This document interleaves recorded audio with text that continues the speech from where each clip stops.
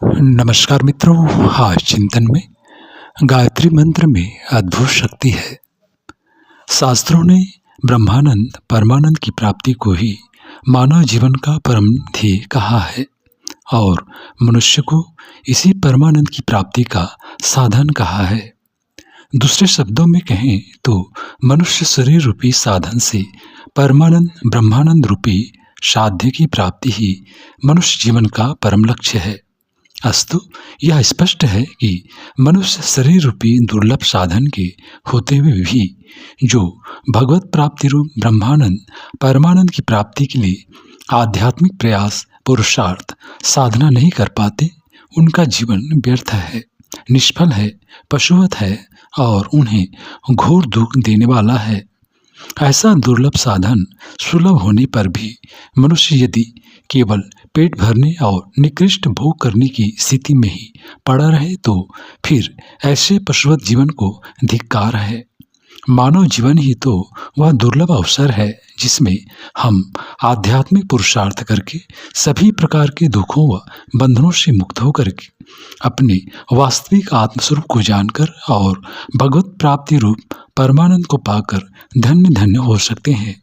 और ईश्वर ने इसी महान व परम लक्ष्य की प्राप्ति के लिए ही तो हमें इस संसार में मनुष्य रूप में भेजा है। पर यदि हम आध्यात्मिक साधना उपासना में ही लगे रहे तो हम सांसारिक धर्म कर्म कैसे करेंगे कैसे? हमें जीवन निर्वाह व भौतिक समृद्धि भी तो चाहिए, फिर भला उसकी प्राप्ति हमें कैसे हो सकेगी? मन में ऐसे प्रश्न भी उठने स्वाभाविक हैं, पर सच तो यह है कि आध्यात्मिक साधना कभी भी हमारी भौतिक समृद्धि उपलब्धि में बाधक नहीं बल्कि सहायक ही होती है।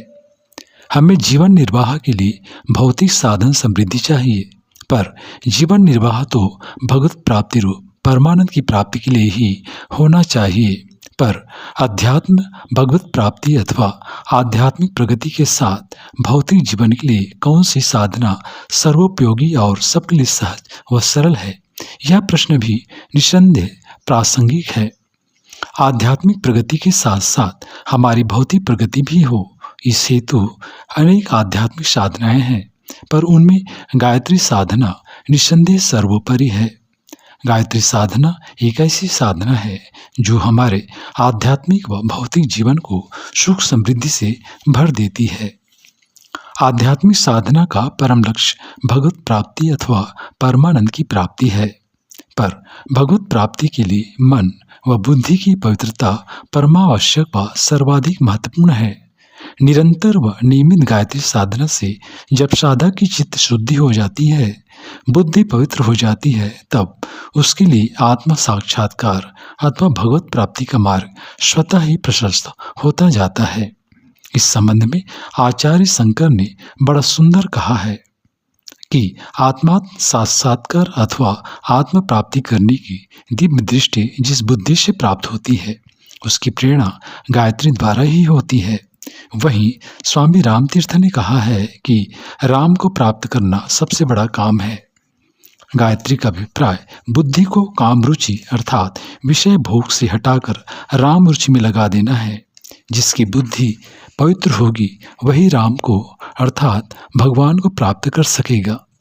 संत प्रवर स्वामी रामतीर्थ के कहने का आशय यह है कि राम को भगवान को पाने के लिए साधक की बुद्धि इतनी पवित्र होनी चाहिए कि वह राम को काम से बढ़कर समझे। निरंतर व नियमित गायत्री साधना से साधक की बुद्धि में इतनी पवित्रता आ जाती है कि वह राम अर्थात भगवान को काम अर्थात सांसारिक व क्षणिक सुख भोग से बढ़कर समझने लगता है। गायत्री साधना से जब साधक की चित्त शुद्धि हो जाती है, बुद्धि पवित्र हो जाती है, तब उसे आत्मस्वरूप का बोध होने लगता है। उसे आत्म साक्षात्कार व भगवत प्राप्ति के रूप में परमानंद की अनुभूति अपनी आत्मा में होने लगती है। हमारी अभिरुचि भगवान की सगुण साकार उपासना में हो अथवा निर्गुण निराकार उपासना में, दोनों ही स्थिति में गायत्री मंत्र जप महत्वपूर्ण है। आत्म साक्षात्कार हेतु गायत्री साधना की महत्ता को स्पष्ट करते हुए स्वामी शिवानंद जी कहते हैं कि ब्राह्म मुहूर्त में गायत्री का जप करने से चित्त शुद्ध होता है और हृदय में निर्मलता आती है। बुद्धि सूक्ष्म होने से दूरदर्शिता बढ़ती है। गायत्री द्वारा दैवी सहायता मिलती है और उसके द्वारा आत्मदर्शन हो सकता है। भरद्वाज ऋषि का कहना है कि ब्रह्मा आदि देवता भी गायत्री का जप करते हैं क्योंकि वह ब्रह्म साक्षात्कार कराने वाली है। वहीं नारद मुनि का स्पष्ट कहना है कि गायत्री भक्ति का ही स्वरूप है। जहाँ भक्ति रूपी गायत्री है वहीं भगवान का वास है, वहीं श्री नारायण का वास है। इसमें कोई संदेह नहीं करना चाहिए। गायत्री को लेकर ऋषियों मुनियों की उक्तियों से यह स्पष्ट है कि भगवत प्राप्ति रूप परमानंद की प्राप्ति में गायत्री साधना की महत्ता सर्वाधिक है। जैसे सागर की हर बूंद में सागर है, वैसे ही हर जीव की आत्मा में परमात्मा का अंश है। पर आत्मा पर अज्ञान अविद्या का आवरण चढ़े होने से जीवात्मा को अपने वास्तविक स्वरूप का बोध नहीं हो पाता, क्योंकि जिस प्रकार राख से ढका हुआ अंगार मंद हो जाता है, वैसे ही आंतरिक मलिनताओं के कारण आत्म तेज कुंठित हो जाता है। गायत्री साधना से आत्मा पर चढ़े हुए मलिनता की आवरण मिटने लगते हैं और जैसे राख हटा देने से अंगार अपने प्रज्वलित स्वरूप में दिखाई पड़ने लगता है, वैसे ही साधक की आत्मा ब्रह्म तेज के साथ प्रकट होती है।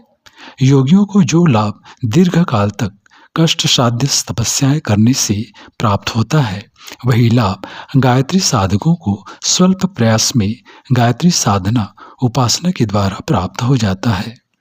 गायत्री उपासना का यह प्रभाव प्राचीन काल के ऋषियों से लेकर आधुनिक युग के अगणित ऋषियों के जीवन में समय समय पर दृष्टिगोचर होता रहता है। युग ऋषि परम पूज्य गुरुदेव पंडित श्री राम शर्मा आचार्य जी का स्पष्ट मत है कि आत्मकल्याण आत्म साक्षात्कार भगवत प्राप्ति के लिए गायत्री साधना से अधिक सुगम मार्ग दूसरा कोई नहीं है।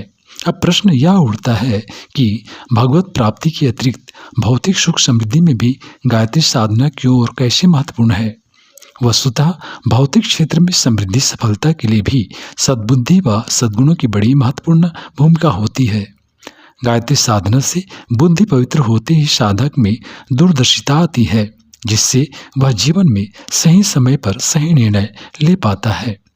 वह गायत्री साधना के फलस्वरूप सद्बुद्धि संपन्न होने से सदैव सन्मार्ग पर चलता है, शुभ कर्म करता है और बुरे कर्मों से दूर रहता है, जिससे वह शुभ कर्मों के परिणाम स्वरूप सुख पाता है।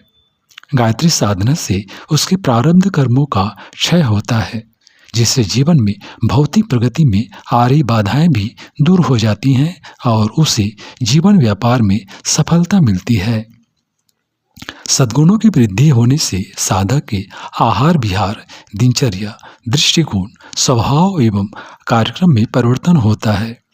जीवन में यह परिवर्तन ही आपत्तियों के निवारण और भौतिक सुख समृद्धि का कारण बन जाता है। मनोबल आत्मबल में वृद्धि होने से वह श्रम पुरुषार्थ में संलग्न रहता है। वह विपरीत परिस्थितियों में भी साहस, उमंग, धैर्य बनाए रखता है। वह आलस्य, प्रमाद, अकर्मण्यता से दूर रहकर समय का सदुपयोग कर जीवन के हर क्षेत्र में सफल होता है। मित्रों, तभी तो महर्षि रमन ने कहा है कि गायत्री मंत्र में अद्भुत शक्ति है। गायत्री ऐसा मंत्र है जिससे आध्यात्मिक और भौतिक दोनों प्रकार के लाभ मिलते हैं। वहीं स्वामी विवेकानंद ने कहा है कि गायत्री साधक को सद्बुद्धि प्रदान करती है। सद्बुद्धि से साधक की सन्मार्ग पर प्रगति होती है और सत्कर्म से सब प्रकार से सुख मिलते हैं और जो सत्य की ओर बढ़ रहा है उसे किसी प्रकार की सुख की कमी नहीं रहती। इस प्रकार हम देखते हैं कि भगवत प्राप्ति व भौतिक सुख समृद्धि के लिए भी गायत्री साधना जरूरी है।